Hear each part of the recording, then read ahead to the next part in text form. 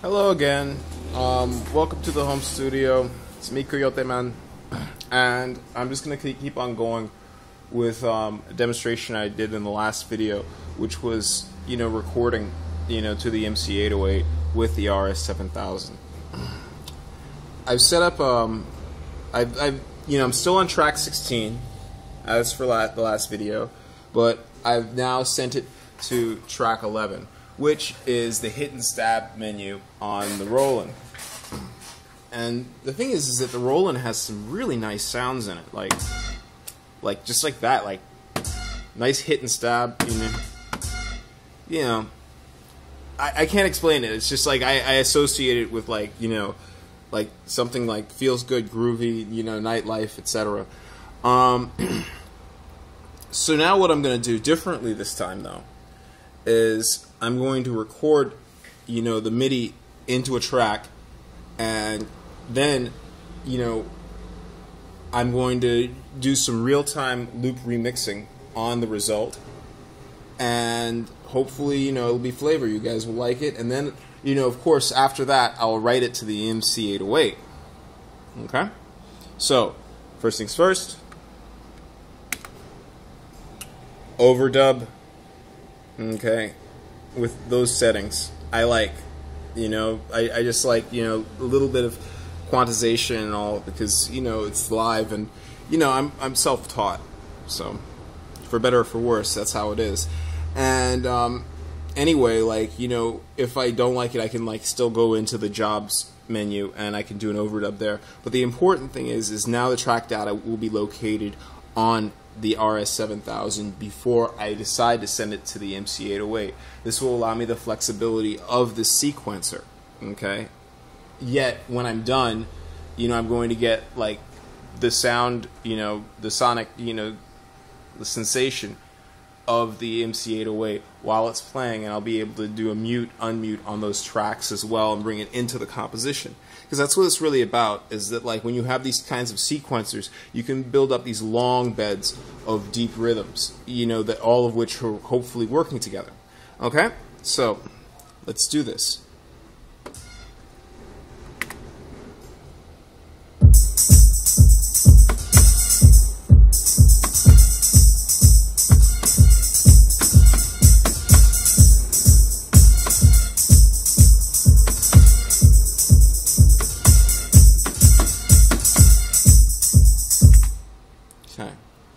So, let's check it out.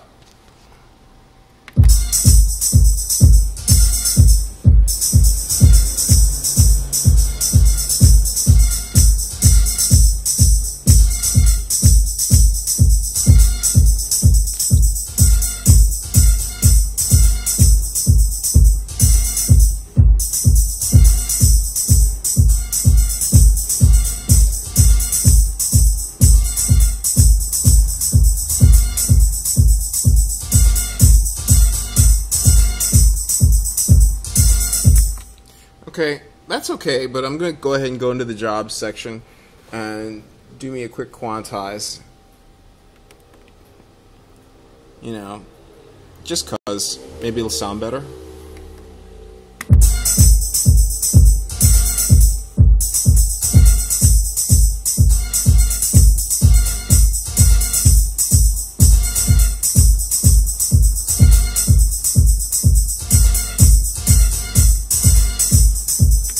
Okay, now next I'm going to go into the real loop remix. Now, I'm going to be the first to admit that I can't tell you exactly how this is going to rework your loop. I just know that it's pretty cool because it allows you to, just to get into like, what the pattern that you're working with, and it comes up automatically with variations on the MIDI. So, that being said, let's do it. First, let's well.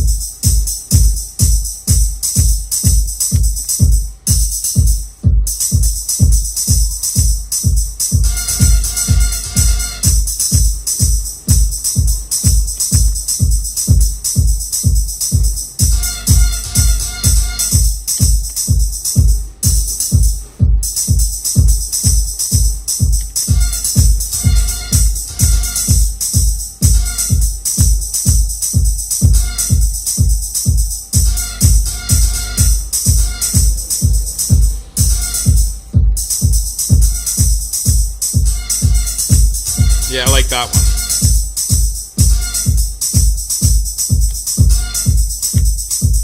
Okay.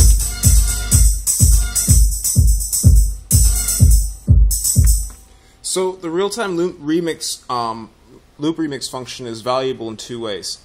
Okay, first you can, take your MIDI and regenerate the pattern, spawn the pattern into something else. That's what makes this, like a beautiful baby. It's just beautiful the way it does that. Works really well on percussive phrases, and bass lines benefit, and sometimes chords and arpeggios benefit from it too. But the main thing is that you can do this while it's playing. So again, let's play this again and go back. If I've finished my composition and I'm playing, and for instance I know that I'm going to be rocking the stab, let's now go to the rolls.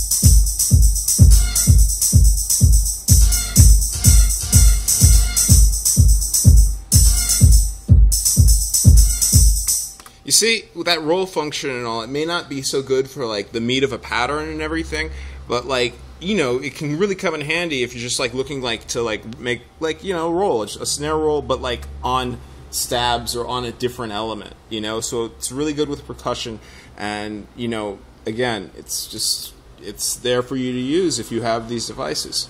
Okay, step out of that. Okay, and I'm not going to even get that deep into it, so I'm going to make sure that I'm in the right location. I'm going to hit record, enter. It's set to 8. This is set to 8. Okay. And it's ready to go.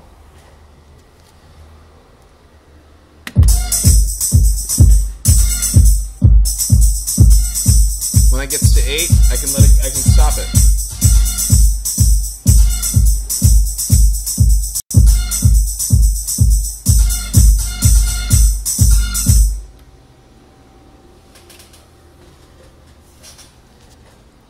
Put that on mute.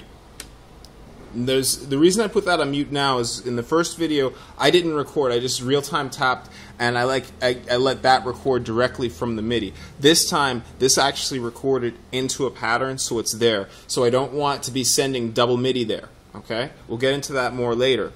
All right. So if I press play.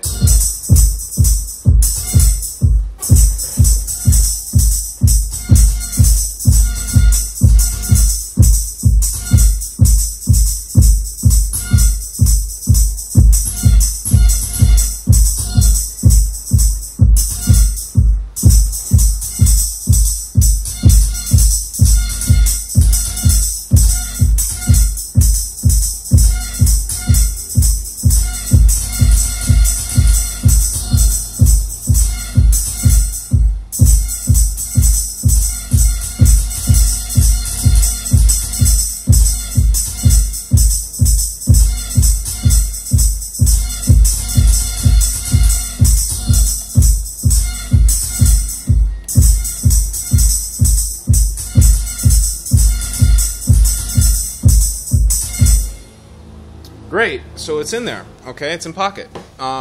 Next things we could do is we could maybe run some quantizing over that, but I don't think it's necessary that you see. Well, why not? Why not? Again, just for those who weren't here, it's just simple as going to slave, going to master, going back to pattern, shift, and we're going to quantize.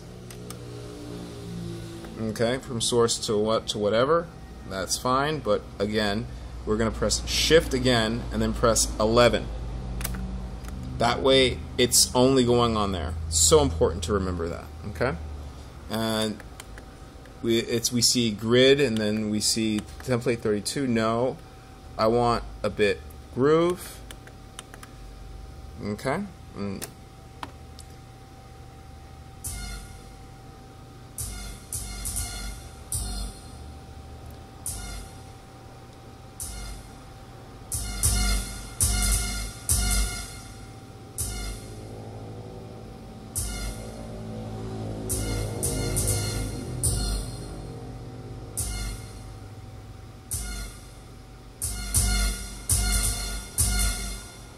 Yeah, I like that. Okay. Back to slave pattern, and it's ready. So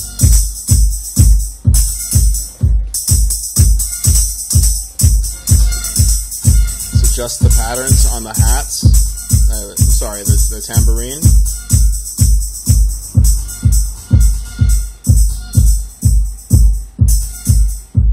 Also the pan, send that. Yeah, really mix it down like as you get to each layer. And that's it for this video. Okay, I hope this was helpful to some of you out there with either an RS7000 and you're using another groovebox as an additional sequencer. It's a great combination. I love my MC808 for all of its foibles. You know, just because it's the RS7000's bitch does not mean it doesn't have a good purpose in life. You know, it has a great sound engine. You're basically getting a rack mount, you know, with all these additional controls, and it's like a phantom engine. So if you like that, you know, it's going to cost you about as much as, you know, a turntable. Well, you know, a Technics. You know, they're well priced now. I'm not making a bump rolling on this, but I'm happy with mine. You know, I see people who really enjoy it, don't really enjoy it, they end up selling it and everything. Yeah, over my dead body. You can pry it from my fingers. You know, it's good to make like music with. Okay, and once you understand what you can do with it with another sequencer, you know, this is an amazing. Like this is like amazing. I can't understand why. You know, this isn't worth like say like $2,000 and like a TR, you know, 808 is worth like $3,000. I mean, I guess it's for historical values and purposes and shit, but in terms of bang for your buck, the RS7000 is an amazing tool. It's an amazing tool. You know, it's just it's big. You know, you got to sit down at it. You know, it's not like a laptop, it's not like a netbook. It's not like an iPad. You know, it's a focused, you know, area that's just, it has some amazing things about it. All right, I'm sorry, I'm talking about gear again instead of showing gear. Bye.